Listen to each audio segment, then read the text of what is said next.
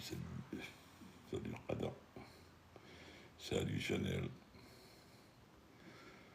Ça se voit que tu es rentré, toi.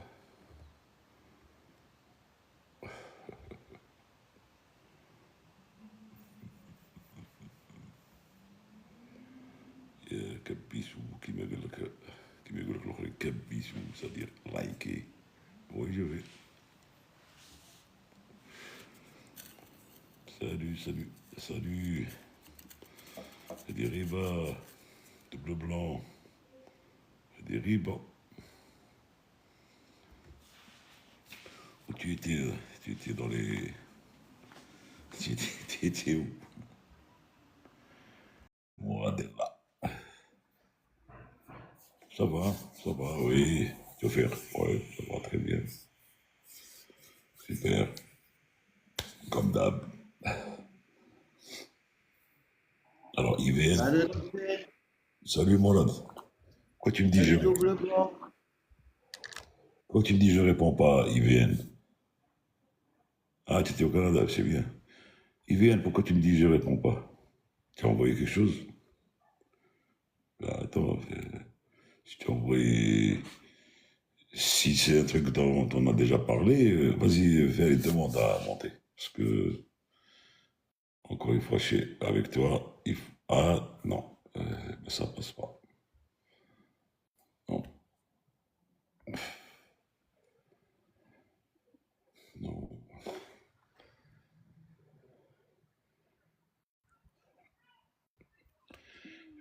Je sais pas pourquoi il faut... Je sais pas qu'est-ce que tu as dans ta configuration, Khalid, mais je sais pas ce qui se passe avec ta configuration. Salut Bonjour Khalid, tout le monde. ça va? Salut Nordine, salut Morad. Je sais pas. Salut Double Blanc. Allez. Je sais Salut le pas chat. Alors, elle t'a vu la vidéo? Tu ne sais pas ce qui se passe par rapport à ma configuration, c'est ça? Oui, parce que les autres gars, je peux accéder quand j'appuie sur leur photo, je peux les faire monter automatiquement. Ou là, il a là de votre direct. Et toi, il n'y a pas, ça n'apparaît pas. Donc, Belek, dans la configuration, tu as mis Belek privé ou quelque chose comme ça. Il faut voir donc, dans le truc après. Ouais, je vais regarder. Ça t'a plu la Ah vidéo? oui. Ah oui, eh ben, je t'ai écrit un message de toute façon, hein. Je t'ai remercié. Je te remercie beaucoup, hein. Bien sûr que ça m'a plu. T'as tenu à ta promesse, comme d'habitude. Bonsoir tout le monde. Salut. Salut, Bonsoir, salut, Pout 84. salut. Donc Nordine, ce que je disais tout à l'heure, tu es le meilleur PNT. Je confirme et je le reconfirme. Et c'est pour ça que je t'ai demandé en ajout pour te confirmer de vive voix. Merci. Merci. Et bien sûr, tous les PNT et instru sur H, sans oublier que sans eux, on partirait pas au bled. Bon, l'Algérie n'existerait pas, si c'est ce que tu veux dire. Merci. Voilà. Bah, c'est la vérité. Je travaille moi-même chez Théo, chez Transavia. Je suis Ouais, en GPR1. ouais. C'est une bille à 500 euros. Tu l'as fait RAG, regarde. La bonne taille. Eh ben, tu es le bienvenu quand tu veux. Ah bah écoute, hein, le 20 décembre soit 1009, Inch'Allah. Et En tout cas, c'est ce que je voulais vous dire. Et puis, bah, je vous laisse dans vos occupations. mais tu voulais saluer Hanafi, Akram, Nasblah, c'est un gentil garçon. C'est Oui, super oui, grave. oui. Bah, je l'ai eu sur un de mes embarquements qui il partait à Copenhague, si je me trompe pas. Parce que je crois qu'il vit là-bas. Et Il vit à Copenhague. il vit là-bas, hein. Et du coup, je pouvais pas le laisser faire la queue, quoi. Donc, il passait en passerelle c'était en Orly, hein, en Delta 4, si je me trompe pas. Donc, passage prioritaire, présentation au crew Transavia. C'est Et au bien. cas où, au cas où s'il y a il y a un PM Transavia d'or, au moins il y a un crâne qui est sur le vol, quoi. Et encore, tu n'as pas peut-être connu son père, Faisal Hanafi, qui est un excellent ancien commandant de bord, puisqu'il est à la retraite, ça fait longtemps. Et c'était un responsable à Air Algérie. D'accord. Euh, Paix à son âme. Robert Armand. non, il n'est pas mort. Ah, autant pour moi, merde. Toi, tu veux le tuer tout de suite. Oh, merde. C'est Ah un non. jeune, c'est un jeune de 80 ans. Ah, la rébelle avec merde. C'est pour ça qu'il était. Ah, comment tu me disais, excuse-moi, je me suis dit que. Je dis Il était... c'est, j'ai pas dit c'était, j'ai dit c'est. Ah, autant pour moi, c'est la collection là. Je me rattrape. C'est bien. Merci. Vous êtes à 94. Je t'en prie. À très bientôt. Au Je vous laisse. plaisir, merci, merci. Salut Zahbi. Et continue comme ça. Salut. Oui, c'est le même gabarit. Ben Aslan, Brahim, Faisal. D'ailleurs, on leur rend hommage à travers, c'est nos anciens. Hein, donc. Alors, Yanis, 91, je souhaite devenir pilote de ligne chez Air Algérie. Je voulais savoir, faut-il parler l'arabe? Non, il faut parler amazir. Tu parles pas amazir, tu rentres pas chez Air Algérie. Je rigole. L'aviation, ce n'est pas en arabe que ça se traite, c'est en anglais. Si tu parles français, c'est bien, mais c'est en anglais, voilà. Et il faudrait que tu aies un niveau 4 en anglais, que tu puisses comprendre ce qui se dit en français, bien sûr, et sans plus. Et maintenant, si tu parles le dialecte algérien, oui, ça c'est pour t'expliquer avec les gens, par le mais sans plus, peut-être pas dans l'aviation. Mais ça n'a jamais été une exigence de parler l'arabe pour aller à Alger. Ça fait pas partie des conditions, du moins. Du moins maintenant. Je vais voir Walid à Montréal le 30. Salut double blanc. Eh ben oui. Alors je vais faire de l'hydravion en Ordine. C'est bien, je sais. C'est bien. Tu vas faire de l'hydravion, c'est bien. Je tombe souvent sur vos lives, ça, pour les continuités. Bon. Est-ce qu'il y a des questions? Il y a Chanel qui a publié une vidéo de son retour, me semble-t-il, sur Montréal. Je voulais lui envoyer un message pour savoir quelle compagnie. Elle peut nous répondre sur le chat. Je pense que Tunisair fait ce vol, et Air Canada, non? Ou Rouge, je sais pas. Peut-être qu'elle est passée par la France, je sais pas. Non, Chanil, elle a voyagé avec Tunisair en Ordine. Donc, c'est Tunisair. Donc, elle est passée par Tunisair. Je t'ai fait monter Naslim MW en Ordine.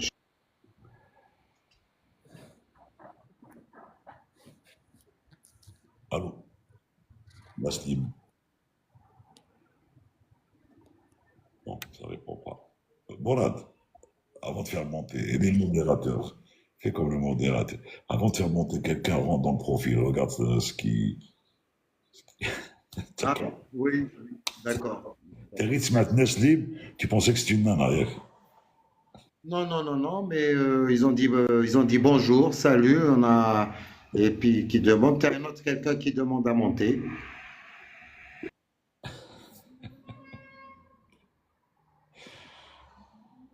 Je passe Montpellier. Alors, Ah oui, c'est bien. Tiens, à Montpellier, alors Yanis, 91. Le PPL à l'aéroport de Montpellier. Est-ce que l'école est toujours. Parce que l'école a été. Le SFAC, le Service Formation Aéronautique Contrôle Technique à Montpellier, a été acheté par les Chinois, même l'aéroport d'ailleurs de Montpellier. Et d'après mon ancien instructeur, puisque j'ai été le voir et tout, donc il m'expliquait que cette école apparemment est en train de battre de l'aile. Je sais pas pourquoi. Les trucs sont partis, les anciens et tout. Alors je sais pas ce que ça donne exactement. c'est pas les Chinois, ils ont acheté le Châteauroux, hein. Châteauroux. Ils ont acheté Toulouse aussi, l'aéroport de Toulouse, Blagnac. Et ils ont Simairo aussi, les Chinois en Ordine maintenant, pratiquement. Eh bien, le salut pour toi, Mohamed Mansour. C'est un jeune retraité. Je pense qu'il a 68 ans maintenant, ou il a 69. Quelque chose comme ça, je l'ai vu hier, il n'a pas changé. On s'est rencontrés à l'enterrement De Miro. qui est parti sans nous saluer. Tu vas nous saluer avant de partir. La dernière fois que je l'ai vu, On a bien rigolé pendant le stage UPRT qu'on a fait à Paris. Ouais.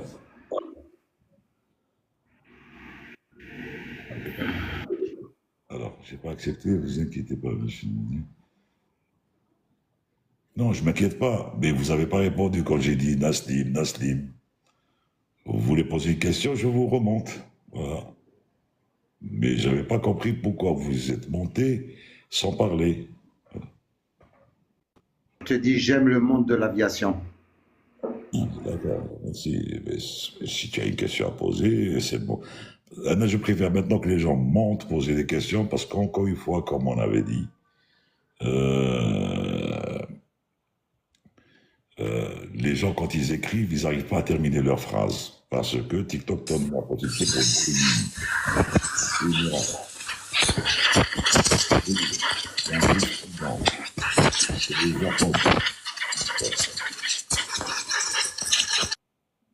Mira, j'ai coupé le micro. Il y a un bruit strident. Deux choses. Ou tu as un chargeur, ou tu as des AirPods. Tu enlèves tout ça, tu mets en voice ou la normale et tu réponds normalement. Je t'ouvre le micro.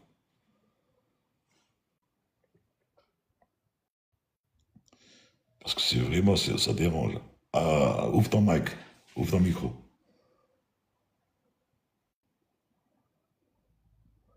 Ben, WTF 95, je pense qu'il y a une. Il faut d'abord avoir le CSS. Parce qu'en Algérie, ils ne font plus WTF 94. Ils ne font plus les PNC. Donc, il faut avoir le CSS. Donc, il faudrait que tu te fasses former dans une école pour avoir ton CSS. Et ensuite, faire un request, enfin, une application form pour Air Algérie pour voir s'il y a une sélection qui se met en place et voir si tu. Moi, je ne sais pas si c'est pour toi ou pour quelqu'un d'autre, voilà, c'est comme ça. Tu voulais dire, Mourad? Oui, il faut faire un CSS algérien, Nordin, en Algérie. Hein. C'est pour ça que j'ai dit. Ils n'acceptent pas les autres CSS. C'est un peu là. Oui, Mira, ouvre ton mic. Mira Hamidouche. Mira Hamidouche. Ouvre ton mic. Il y a en bas un micro. Tu ouvres. Tu mets allumer mic. Il y a Algerian Spotter aussi qui a une question depuis tout à l'heure. Il dit, j'ai une question et Mourad lui a demandé de monter sur le guest, mais apparemment il n'a pas. On va voir s'il peut monter. Il est dans... Ah, d'accord. Ok, Mira.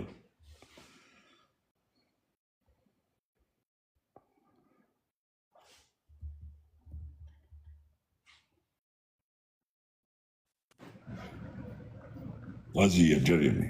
Oui, bonjour tout le monde. Vous m'entendez? Oui. Bonjour. Oui. En fait, j'ai une petite question. Est-ce que vous pouvez nous parler de l'effet tunnel dans le monde de l'aviation? C'est-à-dire quand le commandant est concentré sur une panne et il oublie une autre panne, où il y a l'équipage et tout ça. Donc j'ai vu le documentaire, donc j'essaie de lier la psychologie avec le monde de l'aviation. Merci. En fait, cette histoire, c'est vrai que ça peut arriver, ça peut arriver. Et en réalité, dans la formation, pour éviter tout ça, il y a ce qu'on appelle l'enchaînement. On fait exprès de faire des pannes enchaînées. Justement, c'est pour que le gars priorise ce qu'il doit faire. Parce que s'occuper d'une panne, tu peux avoir, dans un avion, tu peux avoir 3 à 4 pannes successives, c'est-à-dire l'une après l'autre, parce que l'une dépend de l'autre. Si tu arrives à traiter, si tu as traité la première panne, et voir dans la logique et le suivi si ça n'a pas de conséquences sur autre chose. Et ça peut arriver que le gars passe. Et sur 330, enfin sur les avions intelligents et high-tech, justement, c'est pour ça qu'il y a le task sharing, il y a l'échange entre les deux pilotes. Pourquoi? Parce qu'un pilote, fly, navigate, communicate, pendant que l'autre exécute l'ICAM, ce qu'on appelle l'ICAM. Et avant de passer à autre chose, il dit, est-ce que tu es d'accord? C'est-à-dire, avant d'exécuter une tâche, il va demander l'accord. C'est pour ça, c'est pour éviter justement d'oublier de faire quelque chose. Mais effectivement, il se peut qu'il y ait, par inadvertance, un passage sur quelque chose et que. Mais là, ça se saurait tout de suite. Hein, ça se saurait parce que. Et ça se saura d'ailleurs tout de suite à cause des trucs qui vont te ramener vers quelque chose.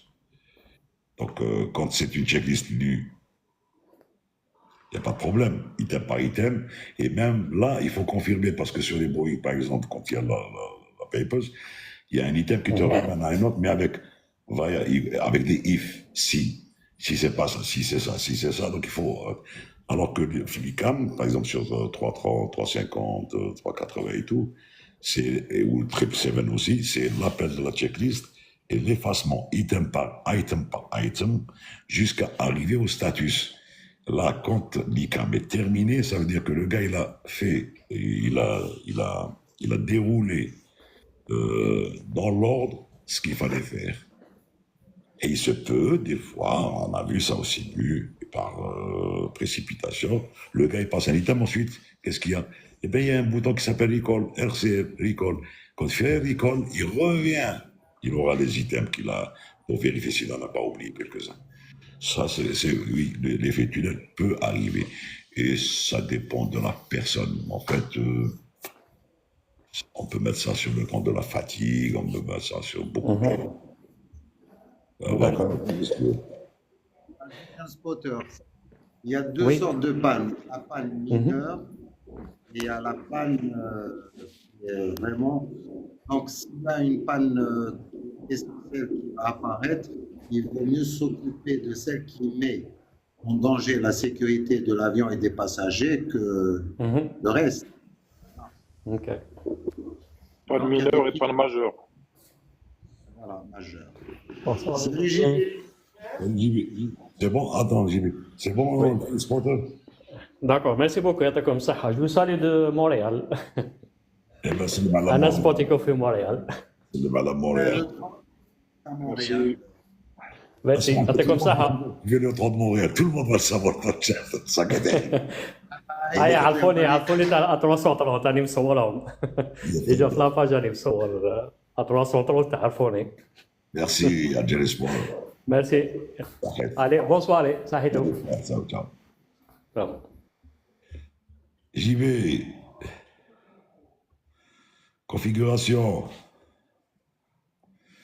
Non, Chanel, il y avait de la turbulence dans les micros parce qu'il y avait le micro ouvert de Angel Spotter. Et quand il y a deux personnes, un truc, ça fait ça.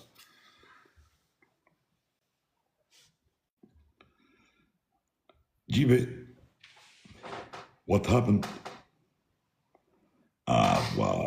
J'arrive. Je suis en train de configurer. Config. On va faire ça, on va changer ça pour voir ce que ça donne. Ensuite, on va faire monter. Si ça passera pas, on fera l'histoire de. Quand je voudrais monter, quand des gens demandent, je vais voir. Et normalement, ça passe, même comme ça passe. Parce qu'on a essayé de faire la dernière fois. Même comme ça passe. Ça passe normal. Ouais.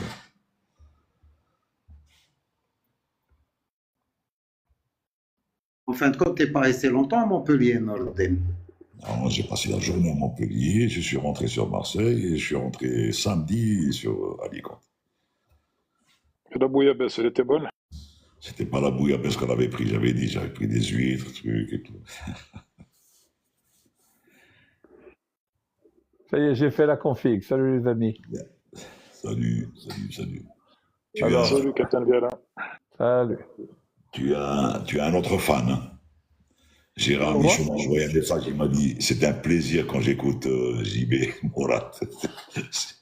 Je me fais plaisir d'écouter JB. Gérard. Gérard. Ah, d'accord. Je suis en train de. Il y a Sifer qui m'a demandé, qui m'a envoyé un message en me demandant de parler du second régime. Ouais. Donc je suis en train de préparer une vidéo sur le second régime. Voilà. JB, tu devrais faire un livre avec tout ça pour la préparation du PL. Micro. Ah, ils l'ont appelé au téléphone. Il a été appelé au téléphone sûrement.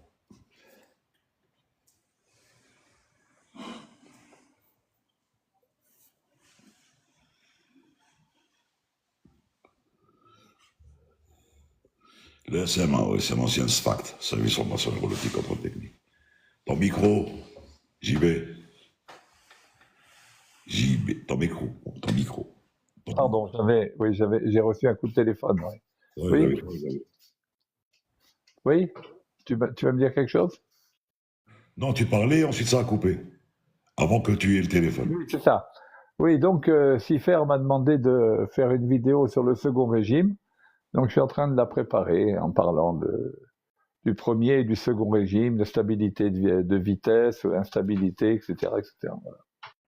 Ce que vous devriez faire, Capitaine Verlin, c'est plutôt au lieu d'écrire des livres comme dit Mourad, c'est plutôt d'ouvrir une chaîne YouTube. Ce serait intéressant. Hein. Oui, mais le problème, il est que j'ai besoin d'un support. Par exemple, bon, sans vouloir le moins du monde critiquer Aldo Osteron, hein, loin du monde, loin de là, il fait du très bon travail. Mais en fait, pour être vraiment bien compris, on a besoin d'avoir des schémas, on a besoin d'avoir... tu vois ce que je veux dire? On a besoin d'avoir un support pédagogique. Moi, je sais pas parler d'un sujet technique comme ça sans l'illustrer, parce que sinon après les paroles ça passe. Hein. N'oublions pas que dans la communication, comme je l'avais dit, il y a seulement une toute petite partie de la communication qui passe par les mots. Hein. Et il y a les autres modes de communication sont plus importants. Non, mais ne serait-ce que comme l'ordine, c'est-à-dire de téléverser toutes ces vidéos-là, toutes les diapos là, que l'on a déjà, je veux dire, les téléverser sur YouTube. Mais ça, un ordine, il s'en occupe, il n'y a pas de problème. Non, il voulait dire, mais j'ai compris ce qu'il voulait dire, Farid. Mais Farid, il faut savoir que ça demande beaucoup de travail. C'est vrai que ça demande beaucoup de travail et de l'installation, hein, c'est-à-dire vraiment un truc, 3 écrans à peu près pour faire des slides, la schématique, pour passer d'un écran à un autre. C'est pas compliqué, mais ça demande beaucoup de travail. C'est vrai. Il y a la problématique des droits d'auteur aussi, peut-être, non? Non, mais c'est à lui, donc il n'y a aucun problème. Donc, je fais en sorte même, je vais te dire, si des fois dans mes cours, dans mes diapos personnels, des fois il y a des schémas qui proviennent directement d'un manuel que j'utilise. Bon, ça pour le cours, dans le cadre de l'école ou quoi, je peux le faire. Mais là, ce que je fais, c'est même quand je dois faire quand je dois utiliser un graphe ou quoi ou qu'est-ce, je le refais pour qu'il soit de moi, le graphe. On peut pas dire que j'aurais pris un graphe, que j'aurais copié quelque chose et que je l'aurais mis. Voilà.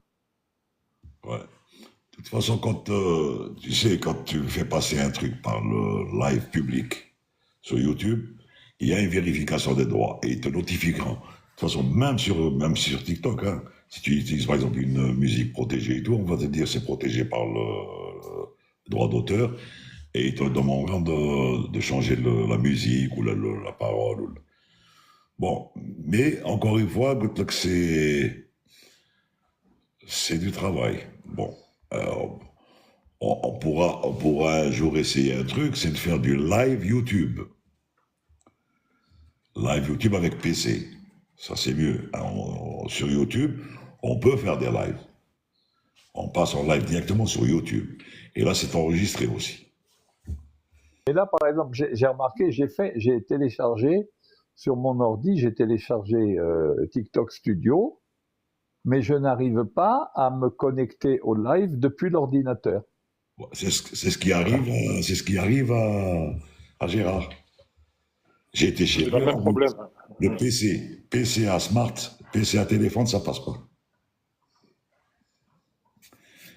Mais quand tu fais le live, moi j'ai un Mac, si j'avais Windows, pardon, j'aurais fait le live studio à partir de mon Mac.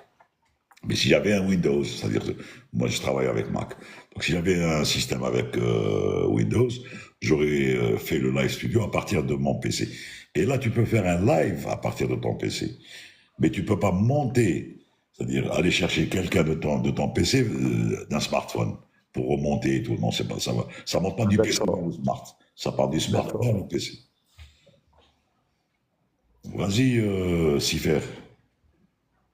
Tu veux monter là, tu veux poser ta question? Vas-y, monte, on va essayer ça. T'inquiète. Voilà. Donc, tu as vu, Farid, je peux les faire monter comme ça. Ouais, je te dis, ça marche comme ça marche. Bonjour messieurs, vous m'entendez? Oui, Sifer. Bonsoir, Sifer. Bonjour, Sifer. Bonjour tout le monde, ravi de vous voir. Une question au commandant JB. J'ai vu dans votre profil que vous avez été pilote sur 727. Oui, pendant 21 ans. Voilà, alors je connais le 727, mais bon, j'ai voulu un petit peu me documenter sur cet avion. D'abord, le cockpit, il fait peur. C'est franchement, c'est-à-dire, c'est vraiment le métier de pilote. Quoi, il fallait vraiment être un as du manche pour piloter des engins pareils. C'est un triréacteur, dont un réacteur en base de la dérive, un empennage en T, un avion à aile delta, je crois, ou je sais pas, enfin, j'ai pas de souvenir de ça, un avion qui était capable d'atterrir sur une piste très courte, mais qui était extrêmement bruyant. Alors le cockpit, c'était affreux, c'était le vrai pilotage, c'était le pilote. Sans dénigrer aujourd'hui le pilote d'aujourd'hui, je veux pas, mais il fallait être un as du manche pour poser un truc pareil. Alors racontez-nous comment on volait sur ces avions-là, avec peu de technologie. Racontez-nous comment on faisait pour voler ces engins-là. Voilà, c'était juste ma question. Regardez, comment il s'appelle Nordine a fait du 727, Morad a fait du 727. Bon, ils en ont fait moins longtemps que moi. Moi, j'en ai fait 21 ans, hein, entre copie et commandant, et sans compter les heures sur Simu. Ok, bon. Mais regardez, Sifer, je vais juste vous dire un truc. Je vais juste vous expliquer un truc. La mise en route d'un réacteur sur 727. La mise en route d'un réacteur. Alors, le commandant. Bon, checklist avant mise en route, pas de problème. Le mécanicien navigant coupe les packs, etc. Le commandant dit Starter 1. Le copilote ouvre le starter numéro 1. OK. Le mécanicien navigant annonce Start valve open. Le commandant annonce N2, le mécanicien navigant annonce Start valve open et pressure drops, la duct pressure drops. Le commandant annonce N2 rotates. On commence à tourner le N2. Le mécanicien navigant annonce oil pressure rising. OK. Le commandant annonce N1. À 20% de N2, fuel on. Alors, on met le start level sur on. Alors, on entend le commandant qui dit fuel on, fuel flow below 500, light up, EGT maximum 550. Le mécanicien navigant qui annonce oil pressure light is out. Et puis, à 38%, le commandant annonce release, le copilote relâche le starter. Le mécanicien navigant annonce start valve closed, pressure restored. Voilà la mise en route d'un réacteur sur 727. C'est-à-dire, on était à 3 pour démarrer un réacteur. Alors, si tu vois Concorde, tu tombes dans les pommes. Oui, j'ai vu. Et donc, vous étiez 3 dans le cockpit. Il y avait encore le mécanicien il y avait un mécanicien à bord. On avait le mécanicien navigant qui s'occupait de tous les circuits, électricité, fuel, pneumatique, etc., etc. Et nous, on pilotait, voilà. Et le copilote, il avait 2 items dans la checklist, window heat, pitot heat. Voilà ce qu'il avait. Et le reste, c'était le commandant et le mécano, voilà. Et les checklists, c'était à 3. Les checklists, c'était à 3. Il y avait des checklists absolument démentielles. Il y en avait une, ça c'était celle qui était extraordinaire, c'était celle, je ne sais pas si tu te souviens, Nourdine, quand on avait la split flap. Parce que sur cet avion, on avait 2 paires de volets. On avait les extérieurs et les intérieurs. Donc quand on avait un problème de volet, ça pouvait être soit asymmetrical flap, c'est-à-dire que l'on avait les volets extérieurs gauche qui n'étaient pas pareils que les volets extérieurs droits, et les volets intérieurs gauche et droit, ils étaient pareils, donc ça c'était ce qu'on appelle un asymmetrical flap, et on pouvait avoir ce qu'on appelle un split flap, c'est-à-dire les extérieurs, par exemple, à une valeur, et les intérieurs à une autre valeur. Et là, la checklist, quand on avait le split flap, il fallait faire super attention parce qu'il fallait mettre les volets sur secours pour fermer les vannes d'alimentation des volets qui étaient en défaut. Ensuite, il fallait tirer le breaker de la vanne de remise au retour des volets qui étaient en défaut. Et il fallait pas se gourer parce que si jamais on tirait le breaker qui était à côté, c'était le breaker de l'indicateur de volet, et à ce moment-là, on aggravait la situation. En fait, il fallait connaître son avion, c'est tout. La preuve, c'est que 24 ans après, je me souviens encore des checklists. Et elle était comme ça, la checklist, hein. Comme ça, et petite écriture, donc, et les if. Bon, tout ça, c'est faire pour dire que, avec l'avancement de la technologie, tout ça se condense. D'ailleurs, le poste du mécanicien navigant sur les 37, c'est devenu un pavé. Donc, c'est le master caution. Et le travail du checklist et tout, donc, ont été condensés vers une lecture d'ICAM, ceci, cela, que ce soit 77, un appel de checklist par l'ordi de bord, sur le 330 ou 350 ou autre chose, donc c'est les ICAM, etc. Et c'est pour ça qu'à un moment donné, tous les mécaniciens navigants faisaient la reconversion pilote. Et c'était aux États-Unis, pour être pilote sur 727, aussi bien commandant que copilote, il fallait avoir été mécanicien navigant sur 727. Exact. Et tu te Mais rappelles, c'était un avion au niveau, tu me contrediras pas, je pense, Nourdine, ni Morad, c'était un avion au pilotage qui était absolument extraordinaire. Extraordinaire. On n'avait pas d'automanette, on n'avait rien du tout.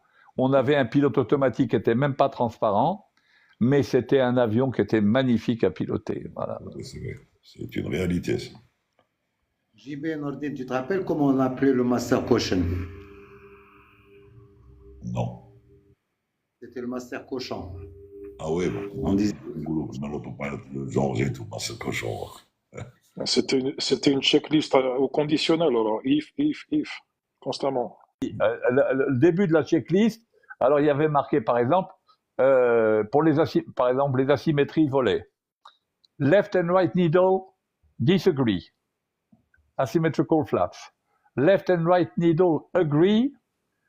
Split flap. Et là, il fallait choisir. Si tu regardes le schéma comportemental de Rasmussen sur lequel j'ai fait une vidéo, quand on te dit recueil d'informations, identification du problème. Alors ça, sur ces avions-là, l'identification du problème, il fallait qu'elle soit bien faite, hein. Il fallait bien aller chercher les infos sur tous les instruments qui étaient concernés pour arriver à savoir quelle était la bonne checklist à faire, hein. Oui, là, il parle à Melarda, je ne sais pas quoi, il parle de l'incident. L'incident qu'il y a eu à Constantine quand il neigeait. Non? Non, il parlait il a dit vous passez avec le Victor, l'Eco Alpha et l'Eco Bravo à Constantine.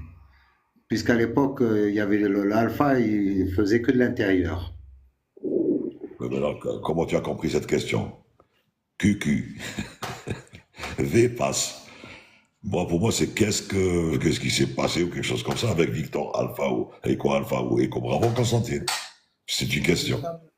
QQ, c'est quelque chose, non? Oui. QQ, c'est quelque chose. Une sortie de piste. Il y a quelqu'un vous passe avec VE1 ou VEB à Constantine, je ne sais pas. On a passé l'âge du langage SMS. Et il y a encore du 727 qui vole encore, hein? Oui, il y a des cargos qui volent et il y a quelques BB-Jets, Boeing Business Jet, des avions équipés pour VIP. Beaucoup en Arabie Saoudite. Ils sont remotorisés avec Winglet. D'accord. On vous demande si vous connaissez le commandant Benachi. Ah oui, bien sûr, on a volé avec lui et tout ça, bien sûr. Le vert. D'accord. Il habite à Montréal, d'ailleurs, actuellement.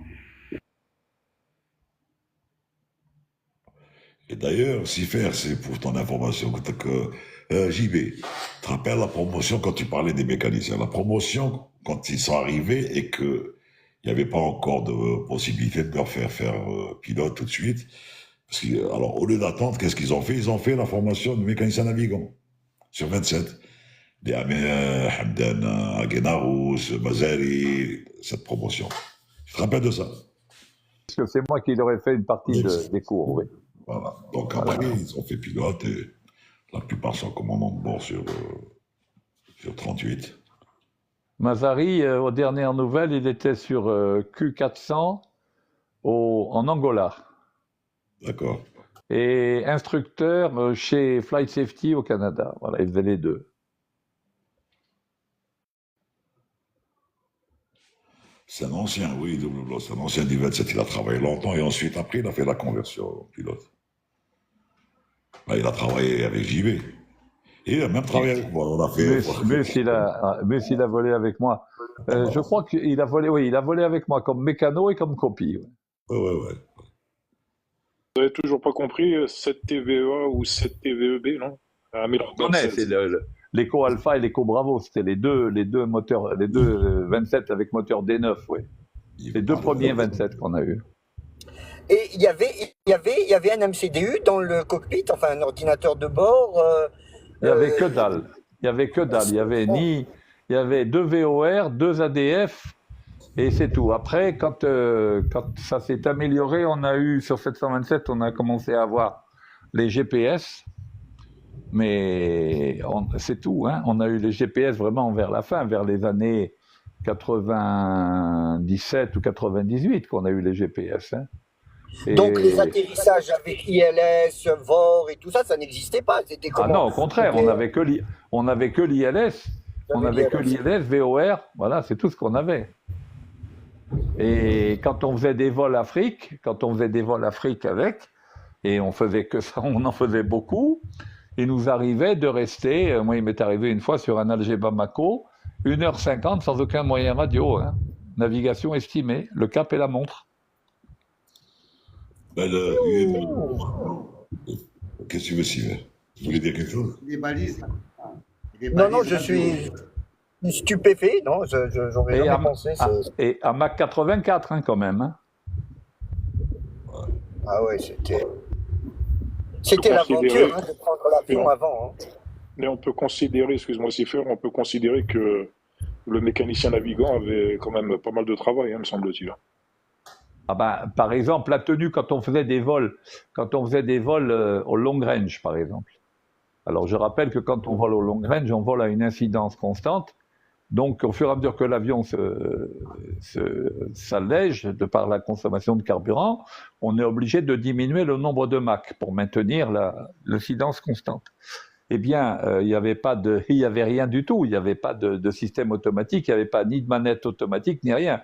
Donc, le mécanicien navigant et les pilotes, on avait le tableau de long range, et puis régulièrement, on revérifiait le poids de l'avion et on remettait le mécanicien navigant, réglait les manettes.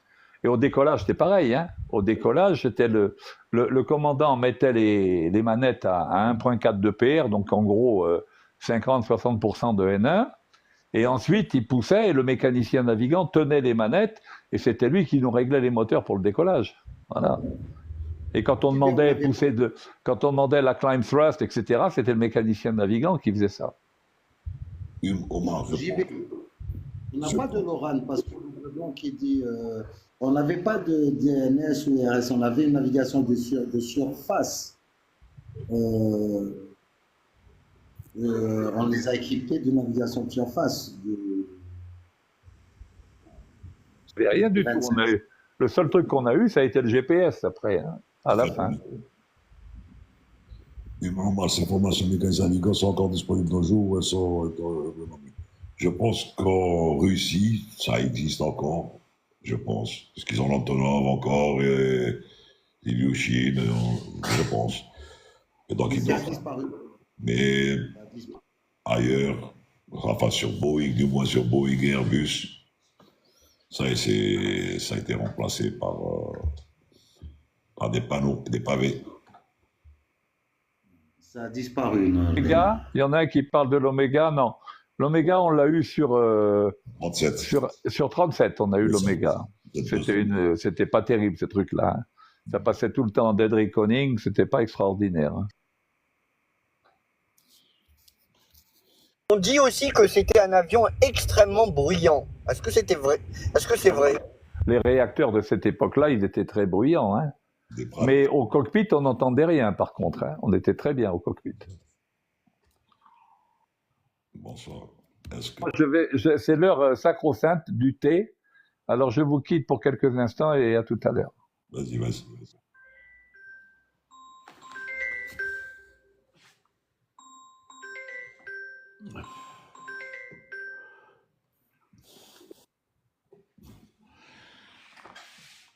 Alors, Et les passagers, Nordine, ils entendaient quelque chose sur 727, sur 727? qui pêche? J'ai pas entendu. Goutrik, les passagers, est-ce qu'ils entendaient quelque chose? Est-ce que c'était bruyant pour eux? En arrière, c'était un peu bruyant. Mais il y avait de la vibration, mais sans plus. Mais sinon, au milieu, non. Et à l'avant, non. Non, c'était pas. Bon, plus ça, ils ont pris de l'âge, c'est 27. Plus, bien sûr, ils commençaient à truc. Mais encore, comme disait JB tout à l'heure, c'était les réacteurs qui étaient bruyants. C'était des Pratt. C'était des JT8D9. Donc, forcément, il y avait du bruit. Maintenant, avec les doubles flux qu'on a comme réacteurs, les GE et tout, tu les entends de dehors, un peu au décollage, truc, mais sinon, à bord, tu n'as que de la vibration, des panneaux adhérents à la carlingue et tout, mais sans plus, hein, c'est pas. Mais le bruit a vachement diminué parce que les motoristes ont fait des efforts et ils ont fait des avions de dernière génération, hein. Il y avait des D9 et des D15, Norden. Il y a un petit qui demande s'il y a une sélection. Non, je lui ai répondu, Norden. Je Ah, lui ai répondu. J'ai répondu. Oui, effectivement, les espèces de trucs qui étaient derrière, on voyait les Hush kits mais bon, c'était pas tellement efficace double plan, hein. Ça avait quand même, ça faisait du bruit quand même, hein.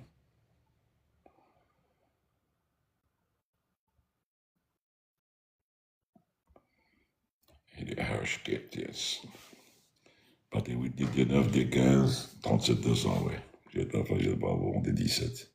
D'ailleurs, on espérait toujours avoir au programme des 17 et tout.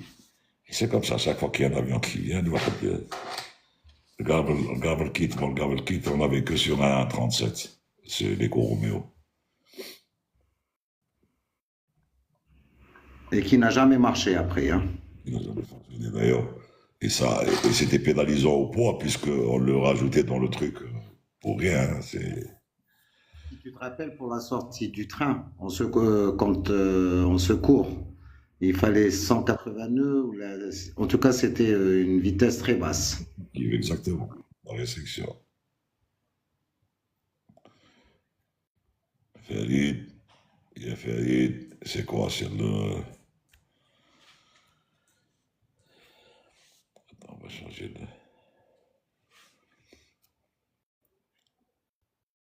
Question aujourd'hui, Norden. Moi. Il n'y a pas de question. Est-ce que les gens m'ont posé la question ou ça ne les intéresse plus? Je ne sais pas. Allez, pousse-les. Ils sont occupés avec le 1er novembre. Ce matin, il y a eu un passage de plusieurs escadrilles d'hélicos au-dessus d'Alger.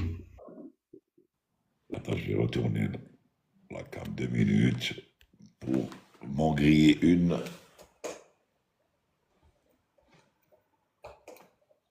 Même les photos que tu postes, Mourad, elles sont très intéressantes, hein. Vraiment, ces derniers jours, elles sont vraiment intéressantes. sur tous les signes, concernant la météo, le givre, etc. Elle est vraiment intéressante cette livre. Merci. فريد عجبتك l'empreinte à le doigt? Nordin, il y a quelqu'un qui a demandé pourquoi. L'empreinte à le doigt. Le pouce, le pouce. Eh oui. Ouais, le side-stick, il est très intéressante la vidéo, Tony. Ouais. Qu'est-ce que tu m'as dit, Morad? J'ai une question. Est-ce que les pilotes sont toujours au droit de demander des directs? Adel? Oui. Adel Kilo Oscar. J'ai une question. Est-ce que les pilotes ont toujours le droit de... C'est pas une question qu'ils ont toujours le droit ou pas. Ils le demandent systématiquement quand c'est possible. Mais c'est quand c'est possible que le contrôleur leur donne la directe. Ce n'est pas un droit. Il émet le vœu. Mais en général, bon, ben, quand il n'y a pas de conflit, de trafic conflictuel, ça passe. Oui, vas-y, Moulin. J'ai dit sauf sur l'Atlantique. On n'a pas le droit, on ne peut pas. Ça, c'est clair, parce que c'est une régulation drastique. Nordin, il y a quelqu'un d'autre qui a demandé pourquoi AH. Parce que, comment tu veux l'appeler? A1, Air Algérie, alors qu'il y a Air France aussi. Comment tu vas l'appeler? Parce qu'il y a American Airways AA. Donc c'est un truc, c'est IATA, non? Oui, c'est bien ça, c'est bien ça. Donc c'est une affectation d'initiales aux compagnies pour les distinguer par rapport aux autres. Parce que tu imagines, tu appelles Air Algérie AA, Air Angola AA, American Airways AA, il y a confusion. Donc l'IATA fait un listing et affecte des initiales aux compagnies. Question, pourquoi les visuels 09 sont finis à Alger? J'ai répondu, hein. On écrit de vive voix, c'est à cause du survol de la ville d'Alger. Exact.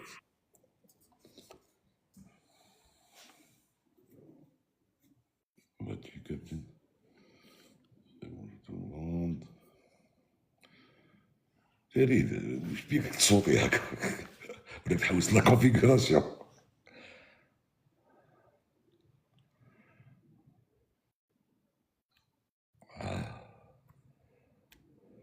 Attends, Farid, on va le remonter. Ah, Roya, qu'est-ce que tu veux que je te sais? Étonnant. Je suis descendu sans que j'ai rien touché. Hein. J'ai absolument rien touché. Ça m'est arrivé 2 fois, ça. ما بالك c'est la connexion. ولا مشارينا لك. مشارينا لك مشارينا لك. بالك. ما تحسيش. Quand tu as une demande particulière à faire, tu me dis. Et je te fais la vidéo. Bien sûr qu'il va y avoir des demandes particulières, c'est clair. Vas-y, vas-y. Sifer, vas-y. Vas-y, Sifer. Je vous ai rendu dingue avec mes questions. Hein. Non, pas du tout. Alors, Vous avez tellement de réponses aussi. Hein. Vous avez tellement de réponses qu'on ne peut poser que des questions. Je voulais, avant que je vole, on fait un briefing de pré-vol et on consulte 2 cartes, notamment une carte qui s'appelle la carte TEMSI. Météo. Ouais. Je me posais la question, cette carte TEMSI, est-ce qu'on l'a ici en Algérie? Documentée comme... et puis j'aimerais qu'on puisse parler un petit peu du métard. Oui. Du métard et notamment. Voilà. Je ne sais pas si on a une carte TEMSI ici sur le territoire algérien, actualisée. Super. Oui, ça c'est. Oui. Tu connais Massi de l'Opéra? Qui? Pardon? Massi de l'Opéra, celui qui fait de la pub pour Moljan et tout. Non, je connais pas. Opéra? Non, je connais pas. Là, c'est la place de l'Opéra. Il y a quelqu'un qui s'appelle Massi qui descend souvent en Algérie pour acheter des produits algériens. D'accord? Ah oui, j'ai vu un gars dans les marchés comme ça qui fait de la promotion sur des fruits et légumes algériens et tout. Oui. Attends, Sifer, attends. Alors lui, il était comme toi. Comment il s'appelle, Farid? Yassine. Faris. Alors lui, il était comme toi, Sifer. Il pensait qu'il n'y avait rien en Algérie. Il est descendu et il n'en revient pas. Alors il descend souvent maintenant pour ramener tous les produits en France. Maintenant, il s'appelle en électroménager, style confort, truc et tout. Les dates, la moutarde, les gâteaux, les chocolats, les trucs et tout. C'est pareil que toi. Un dossier météo, un dossier de vol est composé de la chose suivante. Un dossier de vol, et un dossier météo complet, dont la carte MC du jour, Oui. les cartes de vent, différents niveaux, en fonction de la veille, les tendances, les TAF et METAR. TAF validité 9 heures jusqu'à 24 heures et les METAR qui ont une validité d'une heure normalement, mais toutes les 30 minutes ils sont d'une heure, la validité du METAR. Et en plus, les NOTAM. En plus de ça, il y a les NOTAM dans le dossier. Ça, c'est un dossier de vol complet. Il faut absolument l'avoir. Bien sûr, la load sheet, le papier de chargement, etc., etc. Et une notification au commandant de bord s'il y a des chargements spéciaux à bord de cet avion, style marchandises ou animaux en soute ou quelque chose comme ça. Donc, tu parais étonné qu'il y ait une TMC. Il y a tout un département. Non, je suis pas étonné. Non, je ne sais pas sur quel site je peux consulter la carte TMC algérienne parce que non. Météo Algérie. Tu rentres sur Météo Algérie. Ouais. Sur le site, je pense www.météo, DZ, quelque chose comme ça. Et tu vas voir, tu demandes, tu recherches TMC du jour, par exemple. Il y a tous les sites météo qui proposent une carte de l'Europe et de l'Algérie et tout. Donc on voit les TMC, on voit tout. Hein. D'accord. Ok. Bon. Excusez ma bêtise. Les questions bêtes. Je vais me à jamais. Ce n'est pas une question bête. Ce n'est pas une question bête. Je ne t'ai pas dit que c'est une question bête. Ce n'est pas une question bête. Mais il faut que tu saches rien que pour reminder, pour rappeler qu'un dossier de vol, voilà de quoi il est composé. Si ce dossier de vol n'a pas ça, c'est pas un bon dossier de vol. Et les gars vont être réprimandés quelque part parce qu'ils n'ont pas fait leur travail, ils n'ont pas vérifié ce qu'ils doivent emporter. Parce que si là, il y a quoi que ce soit, l'enquête va d'abord commencer par le dossier de vol. Qu'est-ce qui a été remis au commandant? Ensuite, il s'attaque aux personnalités, commandant, pilote, etc., etc. Ensuite, il va au loadmaster, celui qui a fait le traité de vol, etc., etc. Et après, ils vont parler du technique. D'accord? Sifer, on te demande de consulter l'application Windy, c'est Edir qui te dit ça. Voilà. Exact. Peut-être que ça te... Windy, c'est plutôt pour la marine, hein? Mais ça donne aussi une carte des météos à peu près disponible. Est-ce que je peux poser une question à Windy? J'ai pas compris. Non. Est-ce que je peux poser une question à Sifer, pardon? Sifer. Pardon, je sais pas Windy, ouais. Absus. Oui, Sifer. Juste c'est pas du tout un piège, hein. Comme ça, à brûle-pourpoint, qu'est-ce que vous pouvez nous dire du second régime? Oula. Alors c'est quelque chose que je commence à me documenter dessus. Je sais que c'est une situation qui est critique au décollage et à l'atterrissage, qui cause souvent beaucoup d'accidents, qui cause énormément d'accidents, et que c'est une situation, par exemple au décollage, où nous n'avons pas une puissance suffisante au niveau de notre moteur pour quitter le sol. Je me suis pas encore bien documenté, mais je sais que c'est un faux régime qu'a le moteur, qui fait que nous n'avons pas la puissance nécessaire, la puissance utile. Je sais qu'il y a une notion de puissance utile, puissance nécessaire, voilà. Et donc c'est un petit peu flou pour moi. Mais là, j'ai commencé le cours là. Tout récemment, c'est pour ça que je vous ai demandé est-ce qu'on peut parler de ça. Et j'ai vu pas mal d'accidents d'avions qui n'ont pas eu la puissance suffisante pour faire la rotation et donc décoller parce qu'ils n'avaient pas assez de puissance, parce qu'ils ont mis peut-être, voilà. C'est encore très très flou pour moi. Hein. Voilà. Je vous entends pas. Oui, c'est tout à fait ce que vous avez dit. De toute façon, c'est bien. Bon, moi, je vais peaufiner ça. C'est l'idée dans laquelle j'ai travaillé, justement, pour expliquer un peu les techniques de décollage qu'il y a sur les petits avions, qui donc n'ont pas une puissance utile très, très, très importante, et qui donc ne peuvent pas prétendre avoir une vitesse verticale ou une pente de montée importante dès le départ, etc. Donc c'est pour ça qu'on fait, comme disait l'autre jour Walid, le soft take-off, c'est-à-dire que on décolle l'avion et puis on l'accélère en palier jusqu'au moment où on arrive à la VX, et à ce moment-là, on lui tire sur le manche pour essayer de monter. Voilà, d'accord. Ok, il n'y a pas de problème. Mais comment se fait-il, Captain Viana, que vous n'en ayez pas parlé sur la vidéo du décollage? Parce que moi, j'ai parlé que des avions de ligne. Et ça, c'est un problème qui se Ça ne pose sur concerne pas les petits avions de ligne. Ah, très bien, ok. Voilà. Je viens de saisir. Ok. Ça Juste nous sans vouloir. concerne nous, ça nous concerne nous, qui pilotons des petits coucous. Voilà. Sans vouloir trop rentrer dans les détails. Il faut savoir que la vitesse verticale d'un avion, ce qu'on appelle VZ, c'est la puissance utile moins la puissance nécessaire divisée par le poids. Donc, pour pouvoir prétendre monter avec une vitesse verticale acceptable, il faut avoir une différence entre WU et WN qui soit elle-même acceptable, très intéressante, enfin intéressante pour qu'on puisse monter.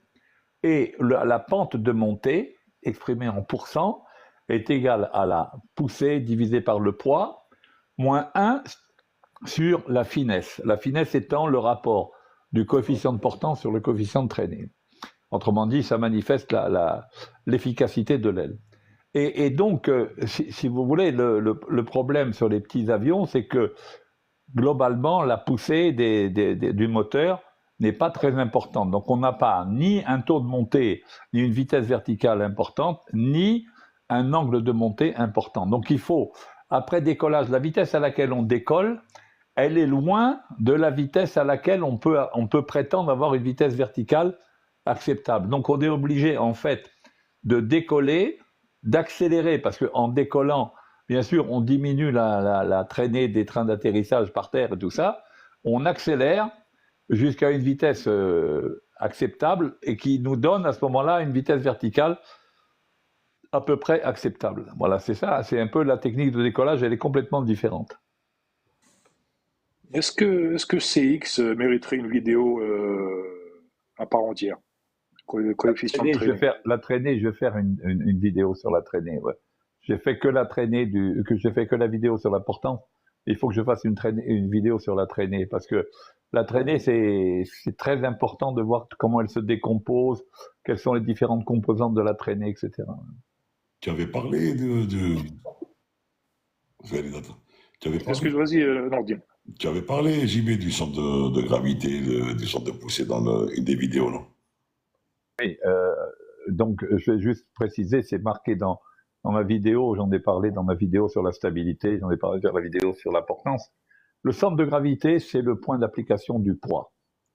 Et le centre de poussée, c'est le point d'application des forces aérodynamiques et singulièrement de la portance.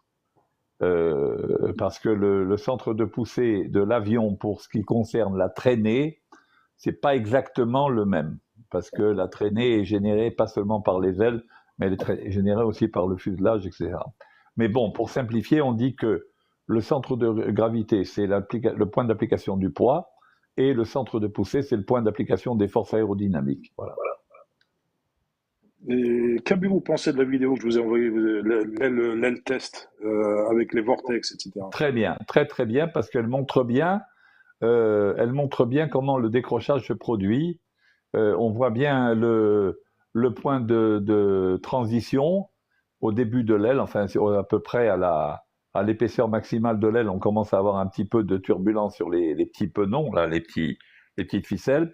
Et puis à l'arrière de l'aile, même aux bases d'incidence, on commence à voir la turbulence.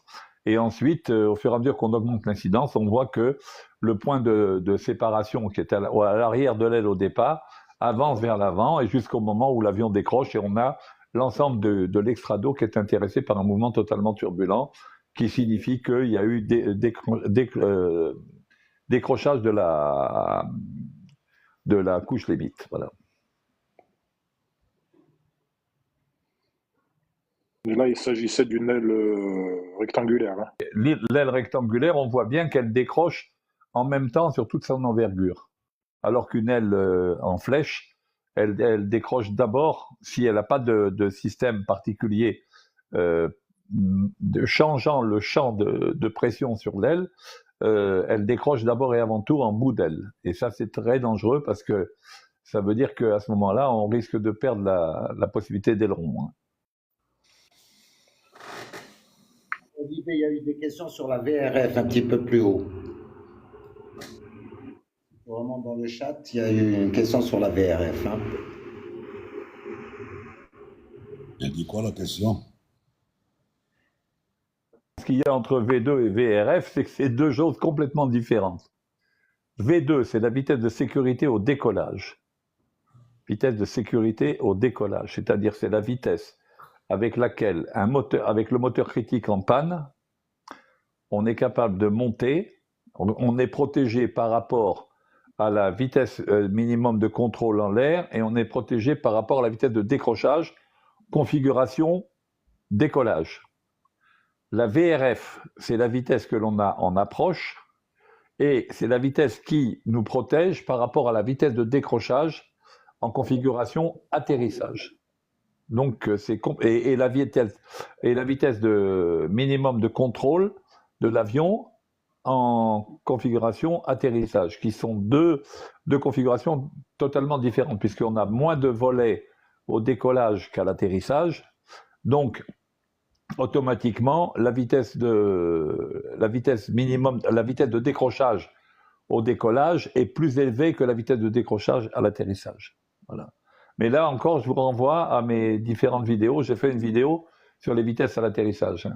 Comment on atterrit un avion, et j'ai fait une vidéo sur le décollage. Donc, je vous renvoie à ça parce que là, c'est trop compliqué, c'est trop long à expliquer. Mais définitivement, excuse-moi Nordine, 2 minutes, mais définitivement, est-ce que l'on peut considérer la phase critique, c'est-à-dire l'atterrissage, comme la phase la plus critique du vol? Eh ben, c'est le second régime, en fait. Les phases critiques sont toutes les fois qu'on est au second régime, c'est-à-dire que l'on est à des vitesses faibles, ce qui veut dire donc qu'on est proche du décrochage et qu'on a peu d'altitude pour récupérer un éventuel décrochage. Simplement, l'atterrissage est peut-être plus sensible parce que il faut ramener l'avion sur la piste. On ne peut pas le laisser dériver, quoi. Voilà, c'est toute la différence.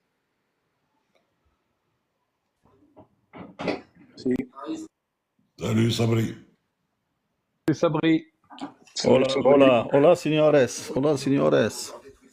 Buenas tardes. Buenas tardes. ¿Cómo tal? Non, ¿qué tal? Bien et tout.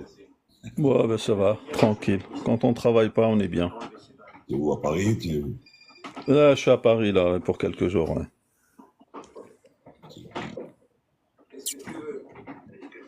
Bah, j'écoute attentivement ce que vous dites depuis tout à l'heure. Donc.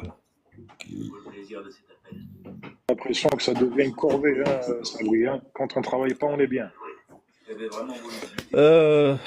C'est pas une corvée, mais arriver à un certain stade de sa vie, de sa carrière, si je puis dire, bon, on aspire peut-être à autre chose, quoi, à passer un peu plus de temps en famille, avec des copains, et se balader et faire les choses qu'on n'a pas eu le temps de faire quand il y a quelques années. Donc là, je profite un peu, je me balade, Justement, voilà. j'écoutais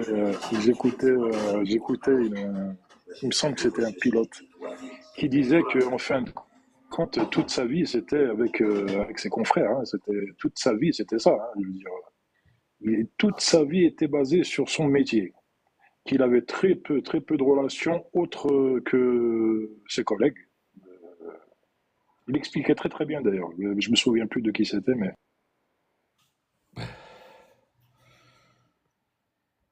C'est certain que les équipages avec lesquels on vole constituent presque une famille pour nous, hein, parce que on est plus souvent avec les équipages qu'avec notre propre famille. Donc ce qui vous dit, quand on ne travaille pas, on est mal. Bah, en fait, ce qu'il faut dire, c'est que quand on se retrouve entre collègues, eh ben, on va parler du match d'hier, de ce qu'on a mangé hier soir, et puis tout de suite après, on bifurque sur le travail et on continue à parler avion, aviation pendant des heures et des heures. Quelquefois, ben, on a envie de changer, de parler d'autre chose. Moi, personnellement, j'ai des copains qui ne sont pas dans le métier. Quand on se rencontre, il y en a toujours un qui bifurque en me disant « Ah, tu sais, l'avion, tu hop, stop. Si on est là pour parler de boulot, moi, j'arrête. Je rentre chez moi ou je change de crèmerie. » Parce qu'on a envie de parler d'autre chose et se détendre un peu, de sortir un peu de ce milieu. Mais c'est vrai que, bon, je vais dire, 75% de nos discussions, ça tourne autour de l'avion, hein. Ça c'est sûr. C'est vrai. Je vais te dire ce que je disais, moi. Chaque fois que on se retrouvait entre copains, on me disait « Au fait, tel truc sur l'aviation. » Et je dis « Écoutez, moi, je ne suis pas pilote quand je suis là. Je ne vais travailler que quand je n'ai rien à faire. » C'est ce que je disais. Et après toutes ces années, L'expérience la plus extraordinaire, l'expérience que j'ai eue la plus extraordinaire dans ce que dit Sabri maintenant, c'était il y a quelque temps, j'ai subi une opération où j'étais anesthésié localement. Enfin, c'était une anesthésie rachidienne. Enfin, je veux dire, rien que comment ils appellent ça, je ne me rappelle plus là. Enfin bref, comment on fait pour les une péridurale. Comment on fait pour les une péridurale. Péridurale. Voilà. Et il y avait 2 chirurgiens qui m'opéraient, et un des 2, qui était un copain du quartier, etc., qui dit à l'autre, bah, il dit, voilà, Simorad, il était pilote à Air Algérie, tout ça. Et l'autre, il dit, ah, l'aviation, ça a toujours été ma passion. Et il commence à me poser des questions sur les avions. Alors, j'étais en train d'être opéré, l'autre, il m'opérait, et celui-là, il me posait des questions sur les avions. Ça, c'était extraordinaire. c'est incroyable. King DZ, qu'est-ce que tu as dit? Ou bien on fait un tour pour le poser cassette. Tu parles de quoi? Attends. Morad, il avait posé une question avant, King DZ. Je suppose, elle m'a échappé. Salut Sabri. Eh ben, il peut la reposer. Hein. Salut Morad. Ah, l'avion ou bien reporter l'atterrissage. King, voilà pourquoi je demande aux gens de monter, parce que écrire des fois, ça ne rime à rien, parce que le gars, il a une idée, il ne pourra pas l'exprimer en 2 lignes, en 2 petites lignes. Et tout l'avantage du live, c'est que le gars, s'il veut poser une question, il la pose en live. Bien sûr, en montant, il laisse son micro. Quand on lui dit d'ouvrir son micro, il l'ouvre. Et il pose sa question, et très bien, tout de suite, il y a la réponse. J'ai la question de King sous les yeux, mais je ne sais pas, c'est peut-être même pas une question. L'avion ou bien reporter l'atterrissage? Oui, ça, pas compris. Ça, il l'avait dit au début. Ensuite, il a dit, ou bien il fait le tour. C'est pour ça que la question n'était pas trop. Ou bien on fait un tour pour le poser, car c'est trop tard. Bon, est-ce qu'il parle des remises des gaz? Est-ce qu'il rate l'atterrissage et il revient se poser? King, tu veux pas monter, poser la question par hasard? Si tu veux, ce n'est pas une obligation. Il y a même Rerbi qui avait posé une question. Qu'est-ce qui détermine l'altitude maximum d'un avion? Le bilan entre la puissance utile et la puissance nécessaire. À partir du moment où le maximum de puissance qui peut être obtenu des réacteurs est égal à la puissance qui est nécessaire au vol, alors il faut savoir que plus on monte, plus la puissance délivrée par les réacteurs diminue, du fait de la diminution de la masse volumique de l'air, et en parallèle, plus la puissance nécessaire au vol augmente, puisqu'il y a diminution justement de la masse volumique de l'air, qui fait qu'on est obligé de voler de plus en plus avec des angles d'incidence très élevés. Et donc, voilà, il y a un moment où les 2 puissances s'égalisent, et comme je disais tout à l'heure, comme la vitesse verticale est fonction de la différence qu'il y a entre la puissance utile et la puissance nécessaire, quand la puissance utile maximale, que le maximum qu'on peut tirer des réacteurs est égal à la puissance nécessaire, ben, il n'y a plus moyen de monter puisque WU moins WN est égal à 0. Voilà. Et c'est l'altitude maximale. Bon, ça, c'est le plafond théorique, on ne monte jamais là. Hein.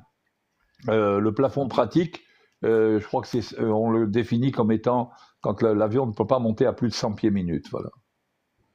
En ce qui concerne Ralbi, quand tu as posé la question sur les radars, enfin, tu dis les nez de l'avion, les radars qui étaient couleur noire, et que maintenant, pratiquement tous les radars sont à peu près bons, sauf les avions qui peignent les compagnies qui peignent leurs avions. Personnellement, j'ai pas d'explication. Peut-être Mourad le sait ou JP le sait. Ça, c'était à l'époque.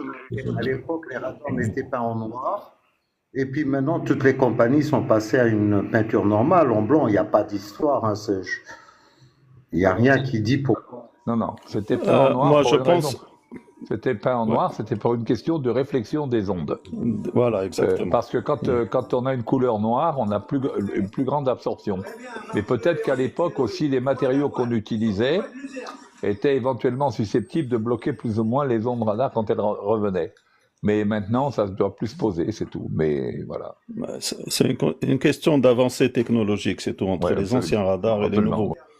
Voilà, les anciens avaient besoin d'être protégés parce que, bon, ils n'étaient pas d'une grande efficacité, alors que ceux d'aujourd'hui, même sur certains avions, c'est eux-mêmes qui font l'évitement. Alors, c'est pour dire, hein, où est-ce qu'on en est arrivé. Donc, c'est une question de technologie, c'est tout. Mohamed Oudi. À l'intérieur du radar. Mohamed Oudi. Du radar. Du radar. Vas-y, Nordine. Oui, je veux dire, il n'y a que le radar, c'est tout ce qu'il y a.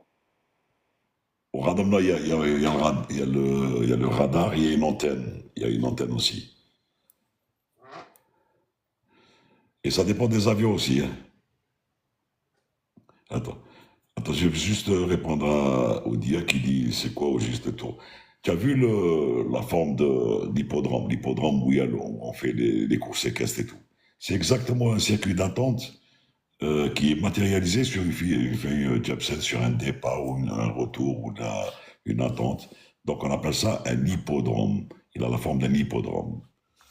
C'est un circuit d'attente. Khalida, juste un avion qui va atterrir, on me dit que des fois qu'ils viennent. Oui, tous les avions qui reviennent vers la France, si tu es en France, vers 3h, 4h du matin, c'est des retours des îles de la Réunion, des Canaries, de l'Afrique du Sud. C'est des retours. Donc le matin tôt. The Dreamliner 37, c'est quoi le RNP et comment ça marche? Attends, il y a Abelou qui dit « J'ai survécu à un crash d'avion en 2014 ». Abelou, tu veux pas faire une demande, monter nous raconter ton histoire? Mais il faudrait que tu fasses une demande parce que tu suis pas, donc je peux pas te trouver. Abelou.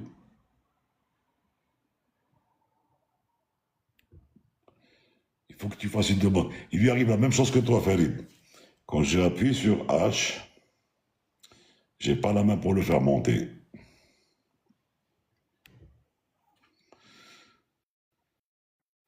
Fais une demande. Attends, je vais te mettre ça, comme ça tu vas faire une demande. Fais une demande de monter. Fais une demande. On va changer la configuration. Peut-être que c'est saturé. On va faire ça. On va mettre un multigris. Appuie sur un des plus pour demander à monter. Abelou. Abelou. Abelou.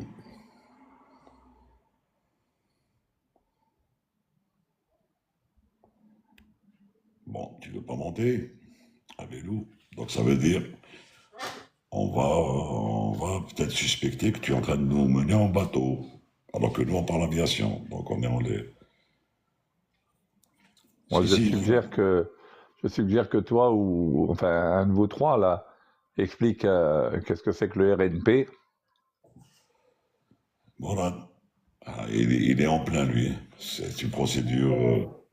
Là, Sabri qui peut expliquer. Je suis en train de m'habiller, Nordine. C'est une RNP 10, ça. C'est une RNP 10. Tu travailles? Tu vas travailler ou tu es où là? Bon, je vais dîner, je vais dîner. Ah ouais, pour dîner, il vaut mieux être habillé pour dîner. Il vaut mieux être dîner. Vas-y comme tu es, rien t'habille, rien t'habille. Vas-y comme tu es. Une feuille Alors de le vie, une RNP, grande feuille de vie. ouais, c'est ça.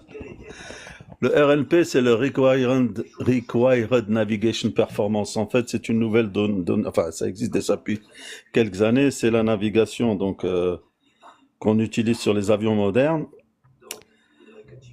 Et on admet une certaine forme d'erreur sur ces navigations. En fonction de la phase de vol dans laquelle tu as ce qu'on appelle le Required Navigation Performance. Donc, si tu traverses par exemple l'Atlantique ou la Sibérie, le RNP est assez élevé. C'est-à-dire on admet un peu plus d'erreurs. Par contre, mais quand tu fais une approche, l'erreur doit être plus faible. Ensuite, tu as une classification des avions en fonction de ce qu'ils peuvent faire, leur capacité. Et alors là, c'est une question de réglementation. J'ai pas envie de dire des bêtises. Faudrait que j'aille voir mes bouquins. J'avoue que c'est pas des choses que je connais par cœur. Mais en fonction du RNP que vous avez le droit de faire certaines formes de navigation ou pas. Et il y a aussi des espaces qui sont classifiés comme ça en fonction des RNP. Parce qu'il y a le RNP, il y a le ANP qui est l'Actual Navigation Performance qui doit être inférieur ou égal au RNP, etc., etc. Et c'est toujours d'actualité la correction de 0,3 sur le... On continue à le faire pour les approches, mais c'est pas une correction. C'est juste que pour signaler. D'accord, oui. C'est-à-dire, c'est pour dire au système, si tu atteins la valeur de 0,3, il faut nous avertir. D'accord. Parce qu'à ce moment-là, la navigation capabilité n'est plus la même. Donc tu remets les gaz et tu demandes une autre approche. Tu peux plus faire une approche RNP. C'est pareil, par exemple, quand on traversait avant, je m'appelle la Libye, on retrouvait des RNP 12 et tout, et ça sautait. Ils te disaient, bah, maintenant on n'est plus en navigation, on est en dead reckoning. C'est à toi de vérifier si tu es bien sur la route ou pas. Parce que là où il n'y a plus de couverture radar, par exemple, là je rentre de Pékin, j'étais surpris à moitié, hein, mais quand on survole la Russie, on perd la DSC et la DSB. Ce qui était, moi je me suis dit, oh. Et après, on a même perdu le signal GPS. D'accord. Au-dessus de Moscou, hein, à peu près, entre Moscou et l'Oural. Omsk, là, ou je sais pas comment ça s'appelle ce bled. Je réponds 2000 à King DZ, comment ça va, c'est en fait pour mais si l'avion arrive trop haut, et il est clair que s'il est trop haut, il ne va pas essayer de se poser de force, sinon il risque de ou casser l'avion, ou se poser au milieu de la piste. À ce moment-là, utiliser les freins à outrance et les reverse et faire une catastrophe. Donc, s'il arrive trop haut, la meilleure façon de faire, c'est de remettre les gaz, demander à se reporter encore une fois en finale et faire une approche propre et se reposer. Voilà. Il n'y a pas que cette raison qui fait une remise des gaz. Il arrive en approche, il y a un avion qui est encore sur la piste, le contrôleur peut demander au pilote de remettre les gaz et se reporter en vente arrière ou dans une autre procédure. Ou bien lui-même, il va voir qu'il y a un camion qui traverse ou quelque chose sur la piste qui va l'empêcher de se poser et il va remettre une autre procédure. Ou bien un windshield en dernière minute, enfin en course finale, où il vaut mieux si l'avion gueule. De toute façon, chaque fois que l'avion gueule pull-up, il ne faut pas essayer de chercher à comprendre. Il ne faut pas essayer de rentrer en mode créatif et dire je vais le contrer, faire autre chose. Il faut rester dans les fenêtres. Pour rester en vie, il faut rester dans les fenêtres. Respecter les procédures. Voilà.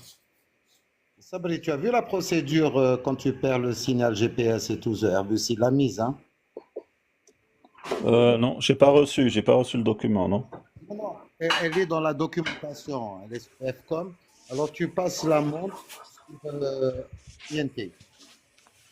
Ah oui, ça, je l'ai vu, oui, je l'ai vu, ça. Quand tu as le GPS spoofing, là. Non, pas le spoofing, perdre du GPS. Ah, perdre du GPS, ah d'accord. Ok. Donc j'ai lu un truc Mais comme ça, mais vraiment, j'ai... là, Et pour laisser tu arrives à les... répondre sur le chat et en même temps tu tapes. Eh ben ça y est, je me suis habillé, cher ami. اسمع مراد، اسمع هنا انا باك مع دي بروفايلر نعسوك هنا. على بالي على D'ailleurs, on va بالي. te demander de mettre la caméra pour voir si tu t'habilles réellement et tu te mets en face d'un miroir. Ah. De quel matériau sont En faits fait, les avions? Ben, c'est en verre. tu as vu le Dreamliner JB et Nordin et Boisa de Qatar Airways qui est tombé dans le... Sabri, tu l'as vu, non? Tombé où? Ouais, je l'ai vu, oui. Moi j'ai vu des photos, il est tombé dans un regard. Ouais. Un regard, mais c'est pas sa faute, hein, il était en train de se parquer, donc c'est le tarmac, enfin je veux dire, le tarmac, là où il devait rouler, qui s'est défoncé. Ouais. Voilà, le regard, il s'est cassé. C'est un défaut du sol, quoi. Bah oui. Ouais, c'est un défaut du sol, ouais, c'est pas l'avion qui est incriminé, ni personne d'autre. Voilà, Mais ça la fout mal pour l'aéroport, quoi. Sur quel aéroport? Je crois que c'est à Doha. Il me semble que c'est à Doha. Il y a peut-être eu des rongeurs qui ont creusé une galerie en dessous, là, ou bien. C'est possible, c'est du sable en bas. Ah, c'est Bah, pas c'est bon. du sable, mais ça a dû, avant, ils ont dû renforcer ça quand même. C'est pas. Tu sais, je vais te Bon, dire, bon. je vais te dire ça, Bril. Attends, avec la vaisselle, vite. Merci. À Oran, la piste d'Oran, hein, qui a été retouchée, a été faite, bien sûr, pendant l'ère coloniale, mais c'est une injection de béton de je ne sais pas combien de mètres. Et bon, support et tout. Et il y a des pistes qui sont prévues quand il y a dans des endroits où c'est un gros grain, ce qu'on appelle les gros grains, quand il y a des averses et tout. Sur les à côté, il y a des sortes de ruissellement pour drainer toute l'eau. Et elles sont un petit peu légèrement bombées sur les côtés pour que l'eau ne stagne pas sur la piste, justement. Bon, maintenant, c'est vrai que j'ai vu un jour un reportage à Dubaï. Ils avaient fermé pratiquement la 30 droite parce qu'elle posait problème à un moment donné d'affaissement du côté droit. Et il a fallu qu'ils renforcent tout le bas-côté pour qu'ils puissent un petit peu renforcer le support. Je ne sais pas combien de mètres exactement, je vais vérifier combien de mètres ils mettent des espèces de blocs de béton en dessous pour que ça ne s'affaisse pas. C'est de la résistance des matériaux, hein, c'est de la RDM. Hein.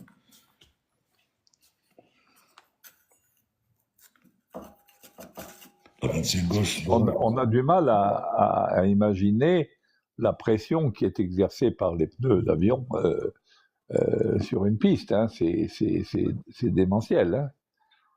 Exactement. Dans la vidéo que j'ai donnée, que j'ai mis sur la résistance de piste, là, justement le calcul de l'ACN par rapport au PCN, je le dis, sur certains avions, on arrive à des charges de l'ordre de 27 tonnes par roue. Donc, quand on voit la surface sur laquelle le pneu repose sur le sol, et vous imaginez qu'il y a 27 tonnes de poids avion qui appuient, ça fait une pression monumentale. Hein. Katie, apparemment, c'est un drain cover. Un drain cover qui a été... Ouais. Ah d'accord, le drain cover. Donc c'est ce qu'il disait Sabri et Mourad. Il parlait et Ferdi. Il parlait du regard. Du cover. Ouais, la question à se poser, c'est que fait ce regard sur le cheminement de l'avion? Il y a, a priori, le mieux dans la conception, c'est d'éviter de mettre des regards là où roulent les avions. Bon, je parle même pas de la roulette de nez, mais même le train principal. Donc ils font des calculs et tout de façon à éviter. Parce que, la preuve, hein, c'est des choses qui arrivent. Tu sais, c'est des pays où il pleut pas beaucoup, mais quand il pleut, comme rien n'est prévu pour ça, il y a tout de suite des inondations, tout de suite les écoulements d'eau ne se font pas réellement de la meilleure des façons. Quoiqu'au Qatar, ils ont fait un grand travail avec les évacuations d'eau, juste un peu avant la Coupe du Monde. Mais par exemple, à Dubaï, ils n'ont pas de regard, hein. Et les évacuations d'eau dans les rues, il n'y en a pas, hein. Les trottoirs, tout ça. Les fosses septiques.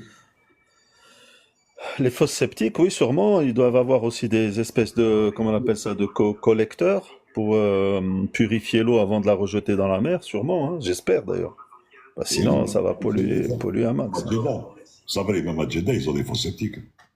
Ils ont pas Oui, de... ouais, mais c'est pareil. Mais par contre, Jeddah, moi, je sais qu'ils ont des, comment on appelle ça? Là où ils récupèrent toutes les eaux usées, ils recyclent tout ça avant de le renvoyer.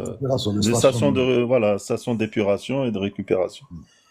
Mais à Dubaï, bon, je pense qu'ils doivent avoir la même chose. Mais ça ne suffit pas pour contrer ou là pour, comment dire, gérer les fortes pluies. Par exemple, on a vu à Dubaï cette année, même à Médine et Jeddah, les fortes inondations qu'il y a eu juste après un passage d'un orage, certes, un gros orage, mais quand même. Tout de suite, les inondations, et ça a duré pendant surtout Dubaï d'ailleurs, ça a été un peu impressionnant, hein, ce qu'ils ont subi cette année.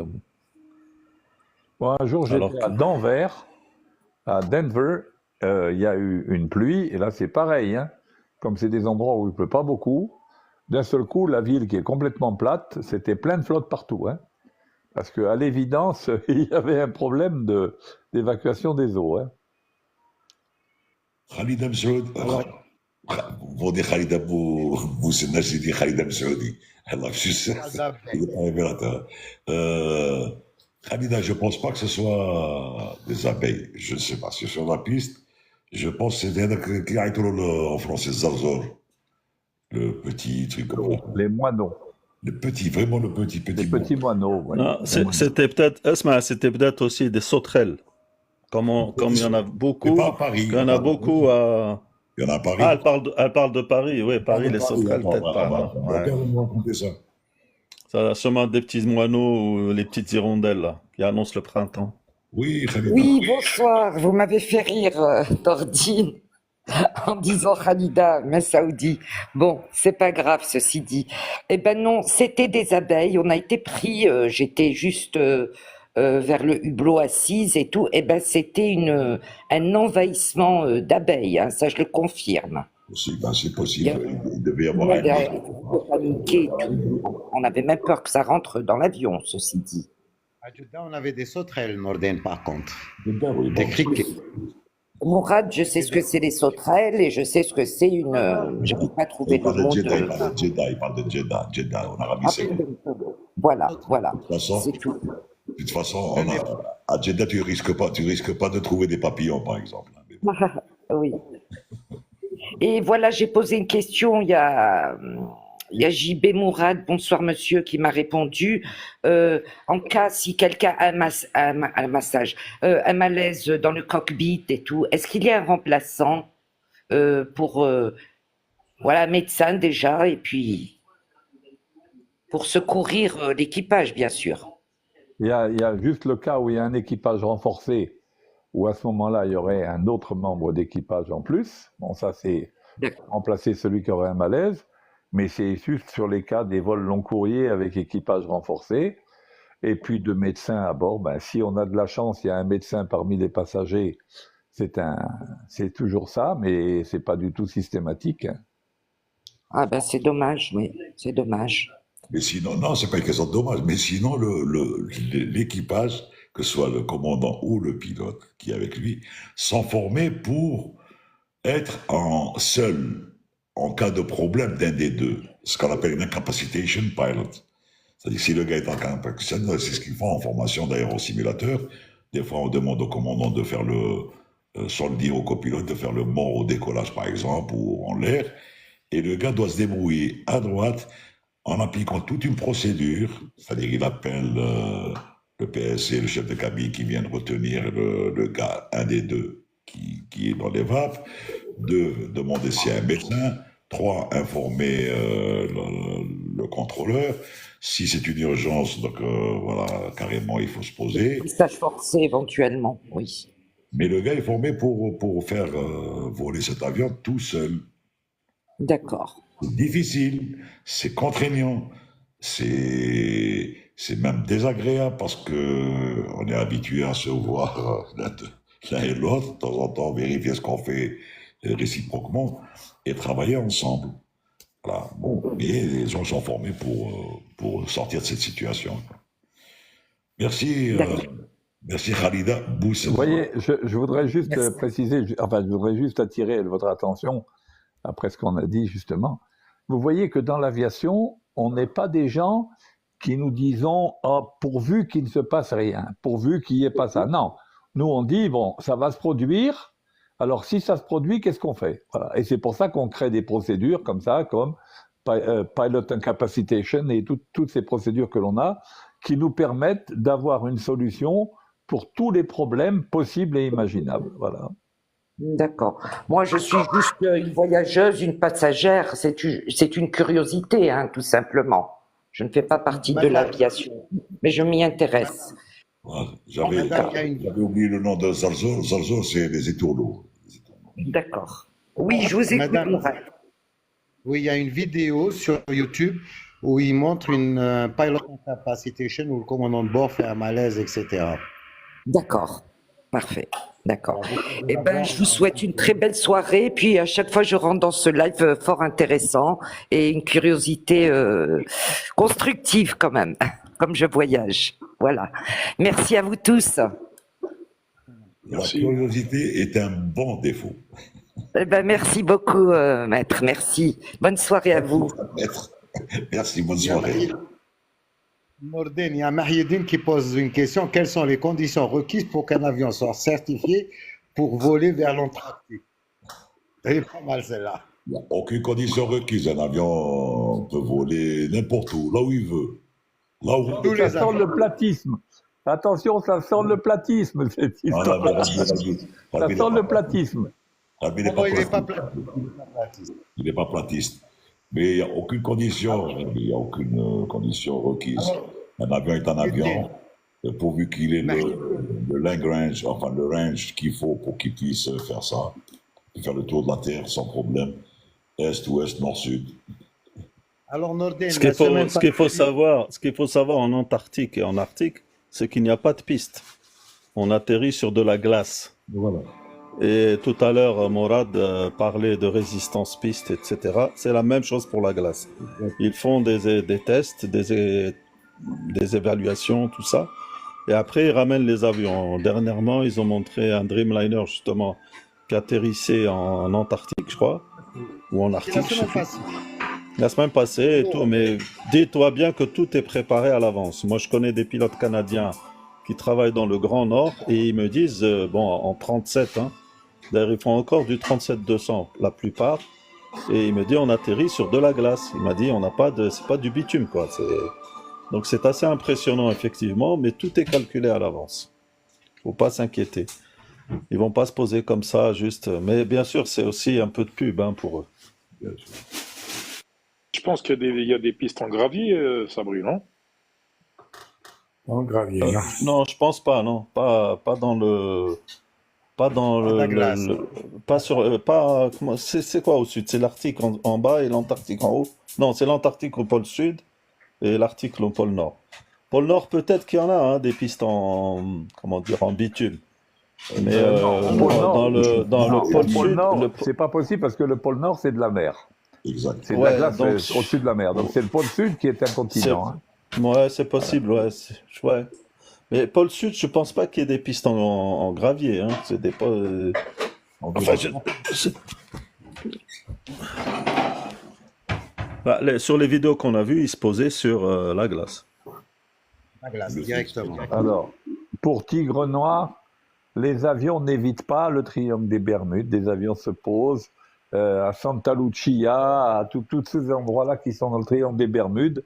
Il n'y a aucun problème, ils se posent et puis c'est tout. Alors, il n'y a pas de restriction pour voler en latitude ou en longitude. Il n'y a pas, ça n'existe pas. La Terre n'est pas plate, elle est ronde. Et puis voilà, donc on a répondu à toutes les questions. Heureusement pour nous d'ailleurs qu'elle est ronde. Juste une petite question si ça vous dérange pas. Je vous salue déjà. C'est une émission très, très encourageante et bénéfique. Moi qui prenais souvent l'avion. D'ailleurs, je pense que c'est le transport le plus sûr par rapport à la voiture et au train. Et certains trains, pas tout le monde. Par contre, concernant les pistes, justement, quand vous avez un peu parlé de pression, Monsieur Mourad, et effectivement, il y a une forte pression. C'est pour ça que les matériaux sont étudiés et la longévité de la piste, elle agit sur elle compense un peu la pression de l'atterrissage. Et dans les travaux publics, généralement, quand il s'agit des zones inondables, il y a une couche, ce qu'on appelle le meuble, en bas. Donc, du coup, c'est le cas de Dubaï. Après les inondations, on a vu un peu ce qui s'est passé. Donc, les études sont revues à la hausse parce qu'il faut étudier le frottement, justement, pour pouvoir atterrir en toute sécurité. Par contre, ce qui m'inquiète beaucoup plus dans l'aviation, c'est le décollage et l'atterrissage. Et ça, c'est la phobie pour beaucoup de gens. Moi qui voyage souvent par avion et je suis un fidèle de l'aviation. Pour la simple raison, je pense que la maîtrise de l'outil en lui-même, les commandants, ils connaissent bien leur métier. Par contre, certaines turbulences, et c'est souvent le cas, il n'y a pas une assurance vis-à-vis de la sensibilisation des gens qui n'ont jamais voyagé, par exemple. Moi, je connais quelqu'un, j'ai ma femme, qui peut pas voyager par avion. Elle a la phobie des avions. Donc, du coup, elle prend le bateau. Ça t'arrange? Oui, ça m'arrange souvent. Effectivement. Par contre, le problème majeur, c'est quand il y a les vents de sable. Là, je pense que vous avez une expérience pour ça. J'aimerais bien que vous parliez un tout petit peu.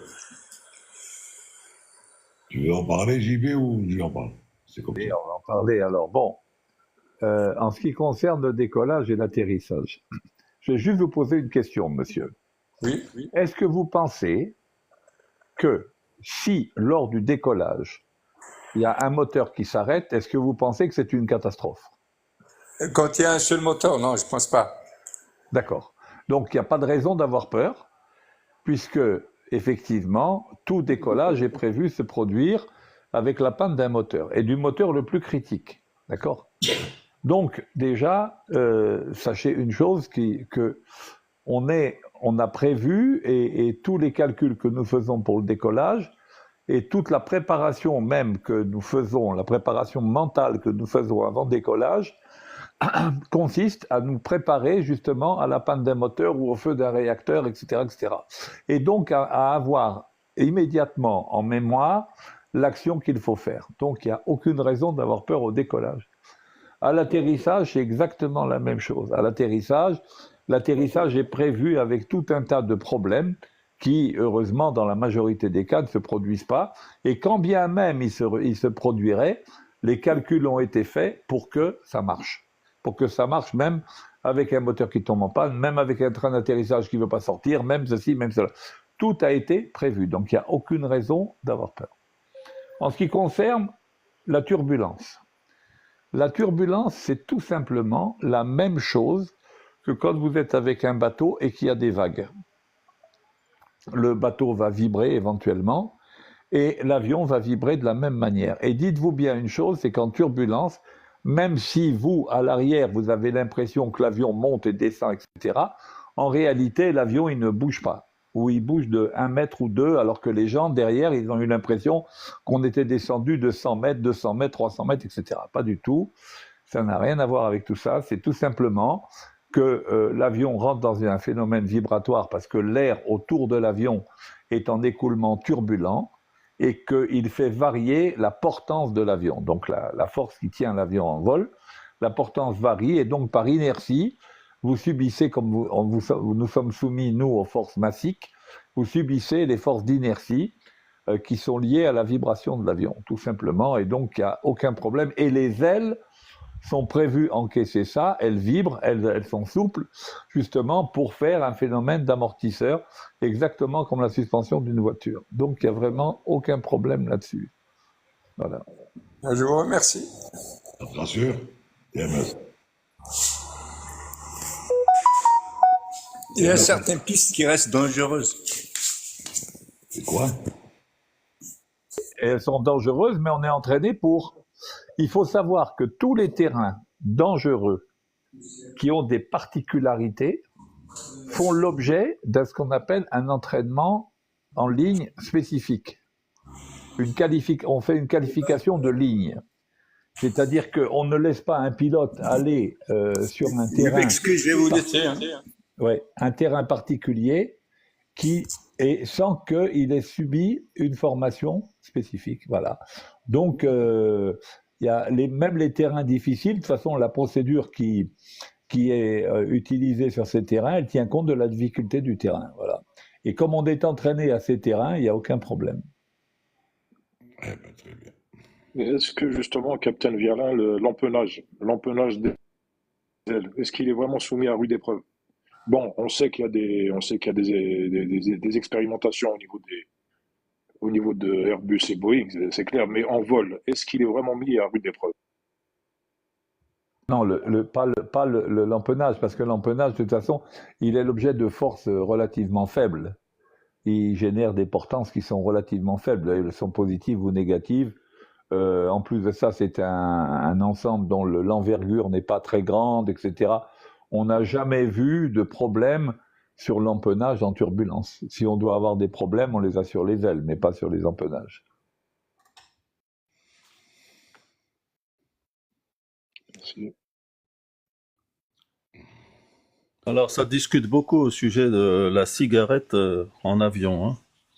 Apparemment, on a pas mal de fumeurs qui disent qu'il faut remettre les zones fumeurs en avion avec un système d'évacuation. Il y avait. Alors, je ne sais pas si ça se fera un jour, mais ça m'étonnerait beaucoup. Dernièrement, c'est une compagnie américaine qui offrait des vols fumeurs, justement. Mais après, ça a fait polémique parce qu'il y a eu des anti-trucs et tout qui ont tout fait pour casser cette histoire. Et le vol était exclusivement fumeur, hein. Mais le prix d'elle, il était en conséquence, hein. Je te dis pas. Qui est un expert en aviation et qui est ici pour partager des perspectives clés sur notre secteur. Alors son nom c'est Wahab Herb ou je sais pas, voilà. Oui. Alors Wahab, oui. Wahab, monte. Je t'ai envoyé une invitation. Wahab. Parce qu'il suffit pas de dire qu'il faut que tu montes, nous dire. Vas-y, invitation envoyée. Je voudrais juste ajouter un truc aux personnes qui parlent de la cigarette. À l'époque où on fumait encore dans les avions d'Air Algérie, je me rappelle une fois on avait un problème avec la pressurisation. Et en fait, on s'est aperçu que l'outflow valve, en fait la valve qui permet à l'air d'entrer et de sortir, elle était collée à cause de la nicotine. Et quand on est arrivé, on est allé voir et il y avait une couche de nicotine, ça avait collé cette espèce de vanne. Bon, elle s'est détachée au bout d'un moment, elle s'est ouverte, mais pendant un certain moment, elle est restée collée. Pour dire quand même que, bon, la cigarette, c'est pas si bien que ça, hein. Faites attention. Absolument, et tu as parfaitement raison. Et de surcroît, il a été démontré que la nicotine qui provenait des cigarettes pouvait éventuellement affecter les relais électromagnétiques de l'avion, et tous les contacts électriques qui pouvaient être affectés. Donc vraiment la cigarette est non seulement nuisible pour les passagers et leur cœur et leurs poumons, mais aussi pour l'avion. Pour ceux qui veulent prendre de l'HMA n'est pas encore interdite à bord, hein. Vous pouvez y aller. Attends, Wahab Herb, je vois que tu as 381 abonnés et tu dis cette page concerne tout ce qui concerne la médecine alternative, la médecine traditionnelle, chinoise et même la médecine arabe. Et tu me dis tu es expert en aéronautique en herbe. Je t'ai envoyé plusieurs invitations, tu ne veux pas les accepter. Donc, on va comprendre par là que c'est faux, tout simplement.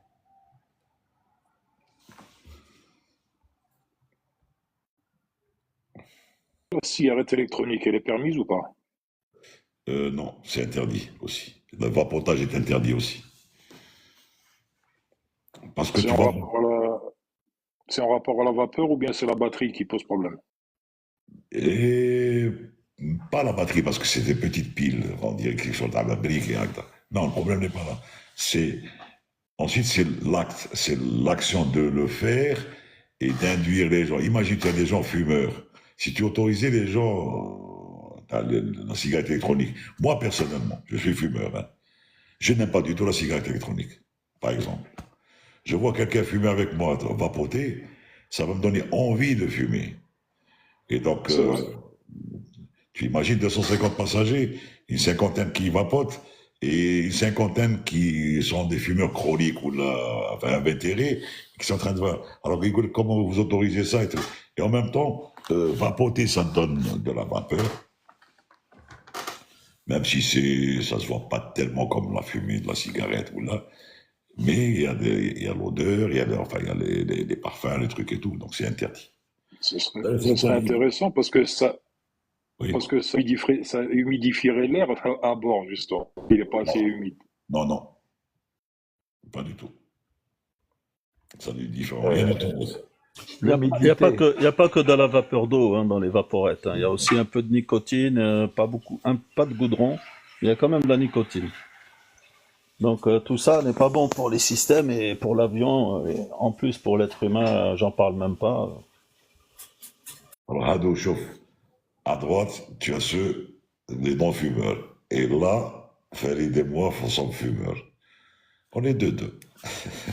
Mais tu sais, Nordine, en fin de compte, c'est la gestuelle surtout, hein, la cigarette.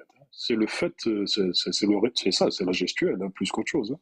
Et non, et en plus, que tu le veuilles ou pas, la nicotine, quand le cerveau manque de nicotine, il en demande. C'est l'addiction, l'addiction qui te fait faire ça. Il n'y a pas que la gesticulation. Il y a l'addiction aussi. Soyons très clairs.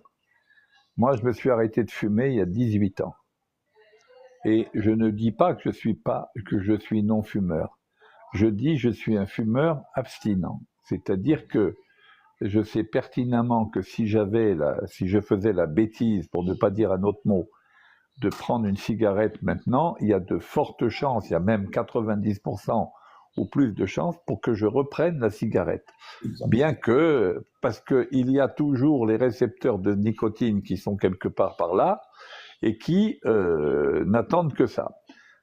Ceci étant, justement, quand on est un fumeur repenti, on est beaucoup plus tolérant à l'égard de ceux qui continuent de fumer. Parce que celui qui n'a jamais fumé croit effectivement que c'est juste une question de volonté. Non, la cigarette, comme l'alcool, comme tout ça, ce n'est pas juste une question de volonté, c'est une question physiologique et on peut être malade, c'est une maladie qui est une toxicomanie, que ce soit la cigarette ou l'alcool ou les drogues, peu importe. C'est une toxicomanie parce que nous avons des récepteurs dans notre organisme qui nous demandent que la substance arrive. Alors donc, soyons très tolérants, mais de toute façon, soyons quand même intransigeants parce que la santé publique et le bien de l'avion, etc., imposent qu'il n'y ait pas de cigarette à bord. Mais soyons honnêtes, Captain Viala, soyons honnêtes, Nordine, Sabri. Imaginons un gars qui se permet qui se permet de prendre la moitié de l'avion, qui a les moyens, on va dire un milliardaire. Tu crois qu'ils vont l'empêcher de fumer, ce type-là? Non, c'est pas comme ça que ça marche. Un milliardaire, il va pas prendre la moitié de l'avion. Le milliardaire, il a ça en executive flight. Ne t'en fais pas. C'est vrai. Sans cigare, sans truc et tout à bord. Donc ça n'a rien à voir. On parle des vols commerciaux, nous. On parle des vols commerciaux. En tant que privé, on ne sait pas ce qui se passe aussi dans les yachts, on ne sait pas ce qui se passe. Mais par exemple, dans un ferry, c'est réglementé. Il y a des choses, des compartiments. Tu peux fumer sur sur le truc. Mais pas. Et en réalité, c'est interdit par la loi. C'est interdit. L'être humain est arrivé à un moment donné à fixer des lois. Pourquoi? Parce qu'il y a des DSM-5, toutes les études scientifiques qui ont été faites pour dire ça c'est dangereux, ça c'est mauvais, ça à long terme ça tue, ça. Et c'est pour ça qu'il y a eu des études scientifiques dans ce sens. Moi, je vais te dire un truc. Moi, j'ai fait la bêtise de reprendre, comme disait JB tout à l'heure. J'avais arrêté pendant 8 mois, sport tous les jours, et trucs et tout. Et j'étais très tolérant envers ceux qui fumaient. C'est-à-dire, je disais jamais à quelqu'un, non, fume pas, non, ne fume pas devant moi, non. Et j'ai fait la bêtise de reprendre une cigarette. Et là, c'est reparti. C'est comme ça. Après, tu retombes dans le truc. Si tu ne touches pas, tu reviendras plus jamais. Si tu arrives à tenir, allez, 5, 10, 15 ans, c'est bon, ça est terminé. Après, l'envie d'abord s'estompe, tout rentre dans l'ordre. Mais bon, maintenant, à mon âge, j'y vais, je m'en fous. Non, mais Nourdine, Farid a raison. Il y a aussi une part de gestuelle. Il y a des associations qui se font. Par exemple, tu prends un café, tu as envie de prendre une cigarette derrière. Tu prends un apéro, tu as envie de prendre une cigarette avec. Il y a une gestuelle, mais cette gestuelle, au départ, et puis il y a un côté social aussi, n'oublions pas que quand on est entre copains, etc., bon, allez, on prend des cigarettes, on fume. Et d'ailleurs, on a commencé à fumer comme ça, hein, on a commencé à fumer avec les copains, quoi, quand on était adolescent ou un truc comme ça, où on a commencé à fumer pour faire comme les autres. Hein, et puis après, c'est l'addiction qui prend, quoi. Voilà. Exact. Bon, qu'est-ce que vous en pensez? Après ces belles paroles, avant qu'on entende la vaisselle et tout de notre ami le roi. Ça va, tu as un joli sourire sur la photo, sur la... Ouais, c'est mon plus beau profil, c'est pour ça. Ouais, mais non, je comprends. mais... T'en connais d'autres, mais bon. Merci, Farid. Merci, JB. Je pense qu'on s'arrêtera pour à demain. Ouais. Merci. D'accord. Bonne soirée à tous. Alors, à bientôt. les amis, bonne soirée. À demain. Il y a quelqu'un qui a demandé s'il y avait le live demain. Oui, il y avait le live demain. Tu es rentré le Toulouse ou pas? Oui, ça y est, je viens de rentrer. Oui, je suis rentré tout à l'heure. Ouais, j'avais mon beau-frère qui s'est fait opérer, donc vous allez le voir. Ah, d'accord. Bonne soirée. J'espère qu'il Allez, ira bonne mieux. soirée, les amis. Allez, bonne Ciao. soirée à Au revoir. tous. Au revoir. Bonne soirée, bonne soirée.